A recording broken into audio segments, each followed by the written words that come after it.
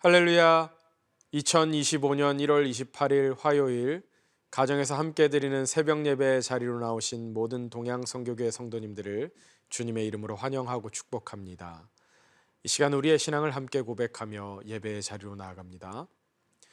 나는 전능하신 아버지 하나님 천지의 창조주를 믿습니다.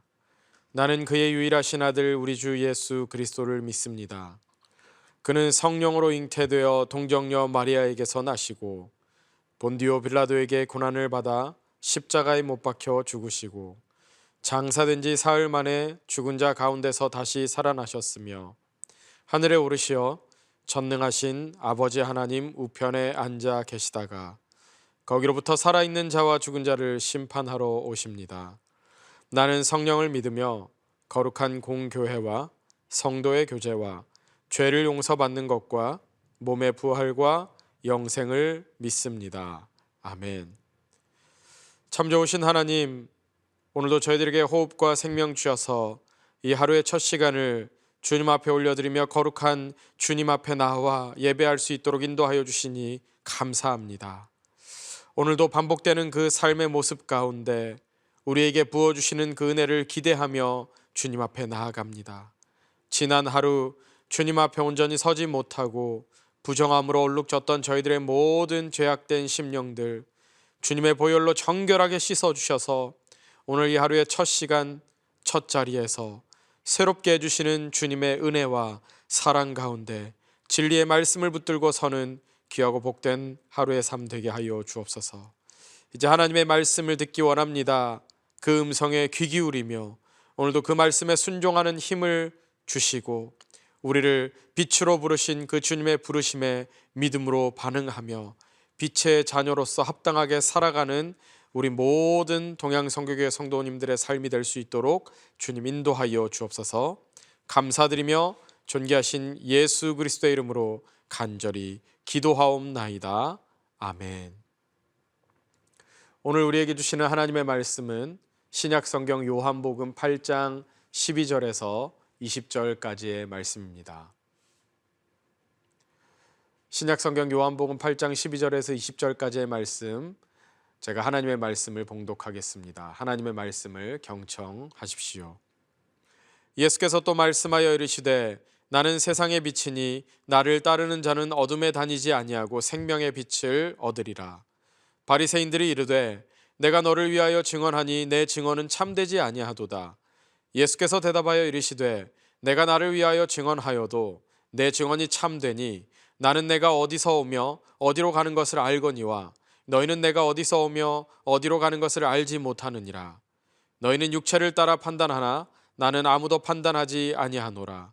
만일 내가 판단하여도 내 판단이 참되니 이는 내가 혼자 있는 것이 아니요 나를 보내신 이가 나와 함께 계심이라.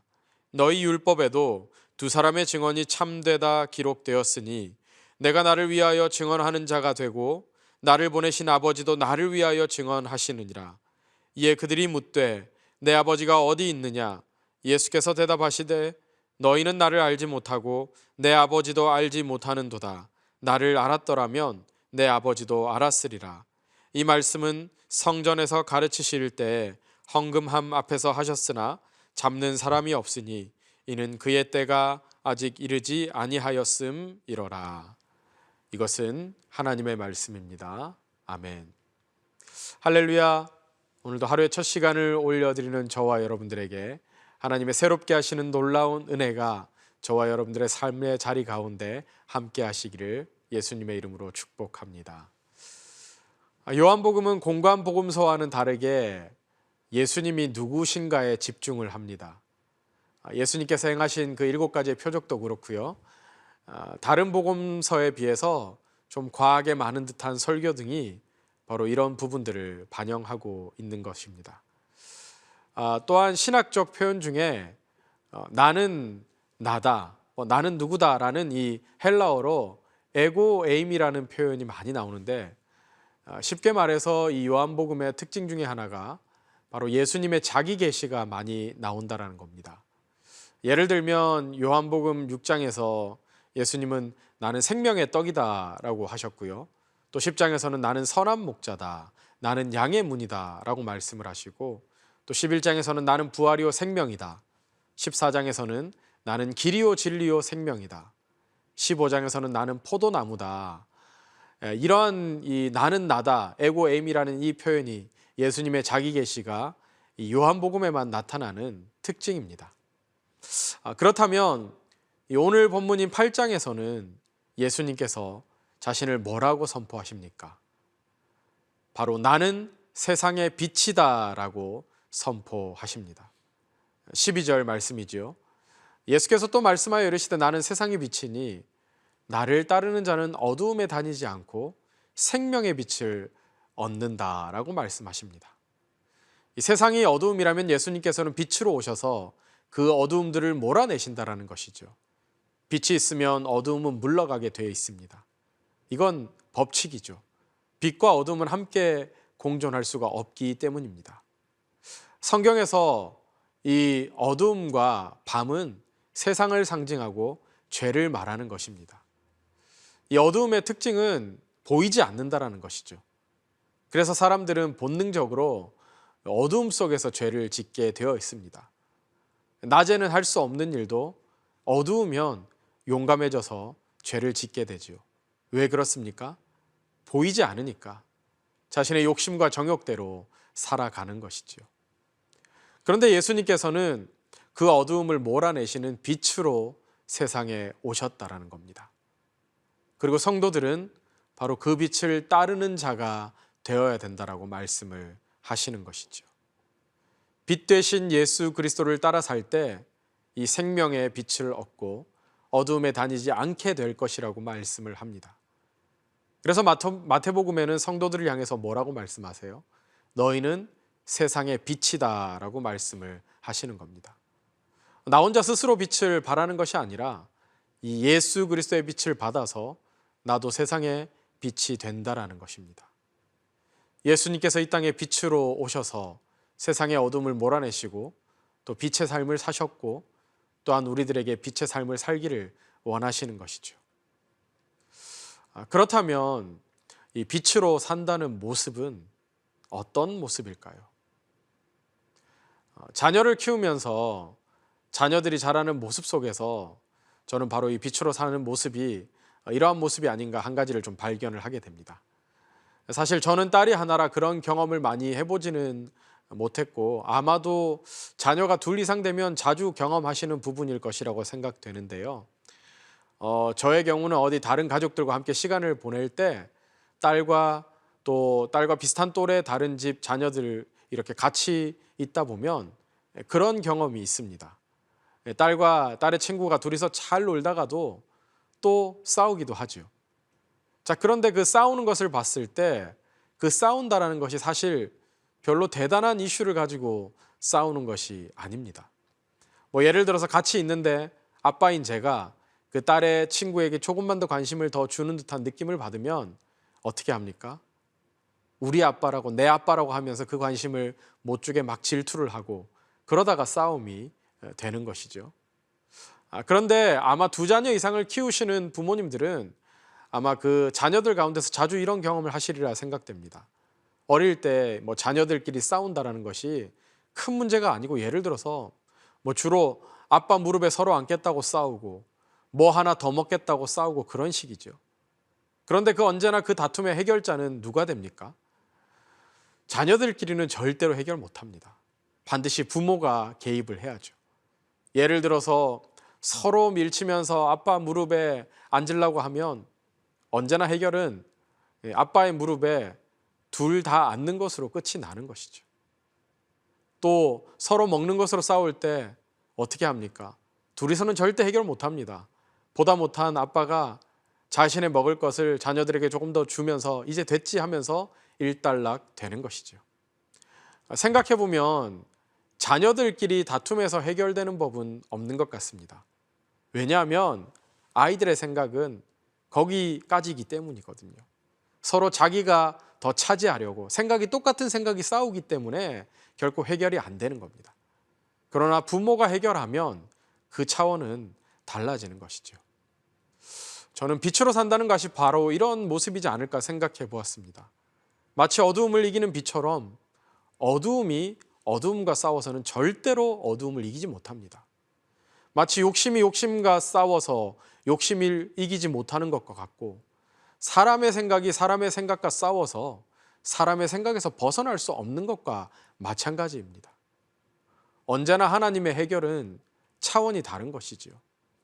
내 생각, 내 가치관, 나를 벗어나야 그 차원을 볼 수 있는 것이죠. 그렇게 예수님은 우리에게 오셨습니다. 차원이 다른 분으로 말이지요. 그런데 우리는 언제나 우리 안에 갇혀 있습니다. 우리의 판단, 우리의 생각, 우리의 경험, 우리의 느낌과 감정, 그것이 전부이죠. 그리고 그것을 바탕으로 다른 것과 싸웁니다.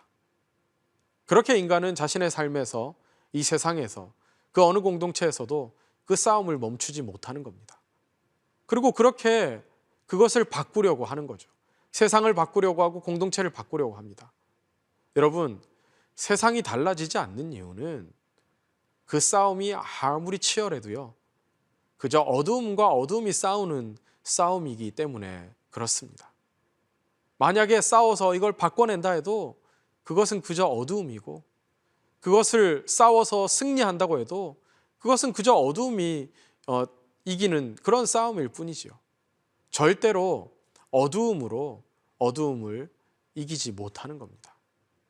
빛이 어두움을 이긴다라는 것은 차원의 문제이지 성질의 문제가 아니기 때문에. 여러분, 빛이라는 성질이 어두움이라는 성질을 이기는 것일까요? 아니요. 빛과 어두움은 차원이 다른 문제입니다. 어두움이 빛을 결코 이길 수 없는 것은 이미 빛과 어두움이 같은 차원이 아니라는 뜻이죠. 우리가 어릴 적의 일들을 지금 떠올려 보면, 또 과거의 일들을 떠올려 보면 가장 먼저 떠오르는 생각은 왜 그랬을까인지도 모르겠습니다. 그때 그 어리석었던 결정들, 이해할 수 없는 행동들, 다 지나고 나면 참 쓸데없고 불필요한 헛수고를 했다는 생각이 들죠. 그런데 이런 생각이 든다는 건 이미 우리가 자랐다는 증거입니다.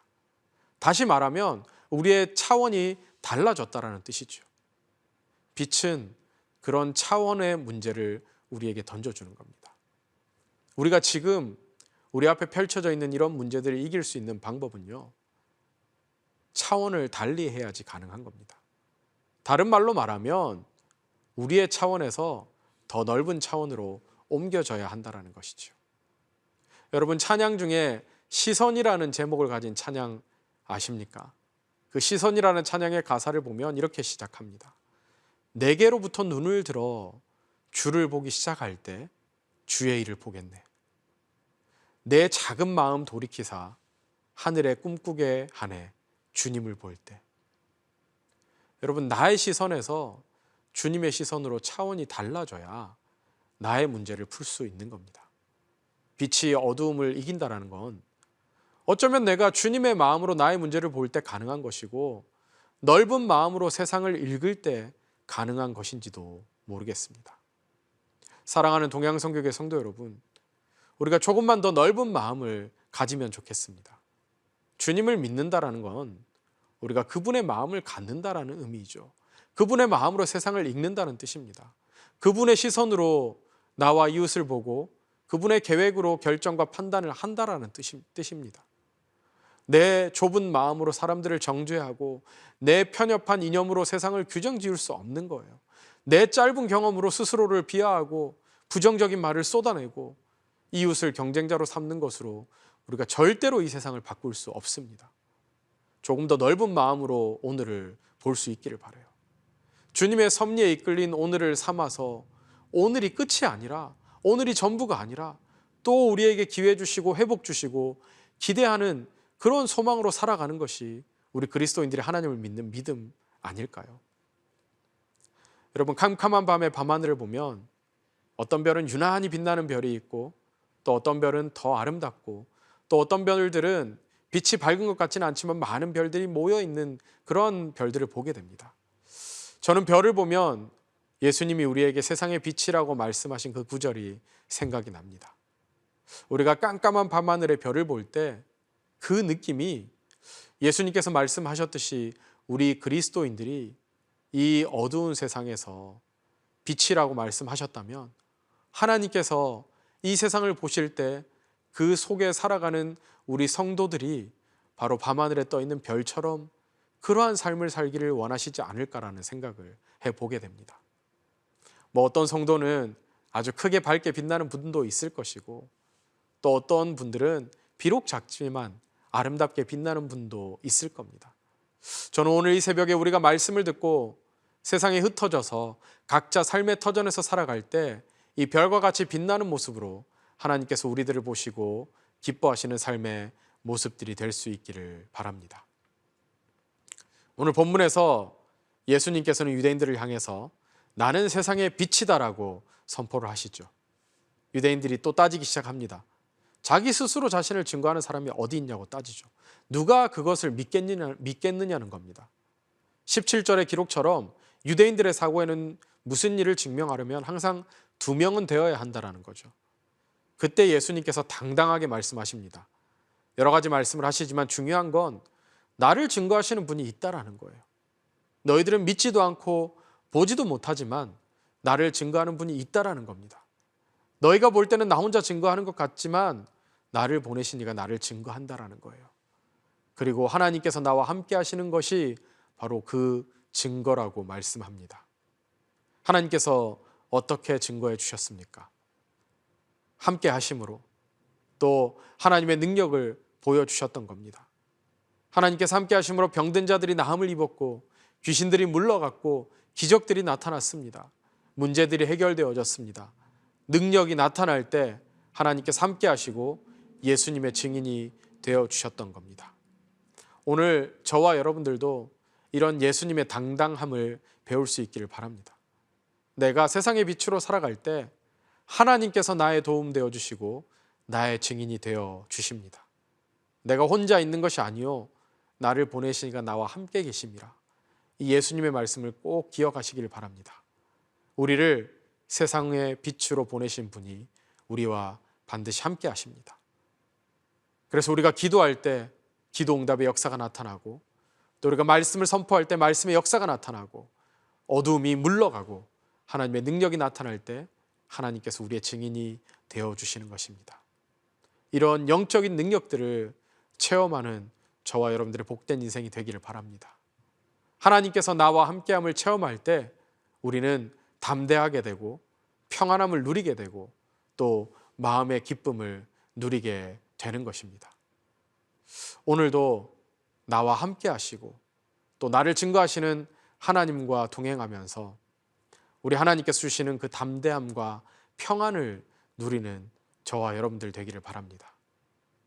오늘 이 요한복음 말씀을 묵상하면서 우리들의 모습을 곰곰이 돌아볼 수 있기를 바랍니다.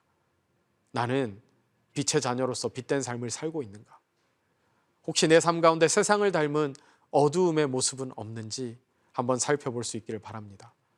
또한 하나님께서 나와 함께 하심을 믿음으로 이 하나님의 능력을 세상에 증거하면서 하나님께서 주시는 평안을 누리며 살아가는 오늘 하루의 삶이 될 수 있기를 예수님의 이름으로 축복합니다. 함께 기도하겠습니다. 하나님, 오늘도 눈을 들어 하나님의 시선으로 바라보기를 원합니다. 그래서 밤하늘에 빛나는 별들처럼 하나님의 기쁨 되는 삶을 살기 원합니다. 오늘 말씀을 통해 빛과 어둠은 성질의 문제가 아니라 차원이 다르다라는 것을 깨달았습니다. 이 말씀 붙들고 오늘 우리 삶 가운데 세상을 닮은 모든 어둠은 물리치고 오직 빛된 삶으로 하나님의 능력을 증거하며 우리와 함께 하시는 하나님과 당당하게 동행하는 믿음의 백성들 되게 하여 주옵소서. 감사드리며 존귀하신 예수 그리스도의 이름으로 기도하옵나이다. 아멘. 이제 개인 기도의 자리로 나아가시겠습니다.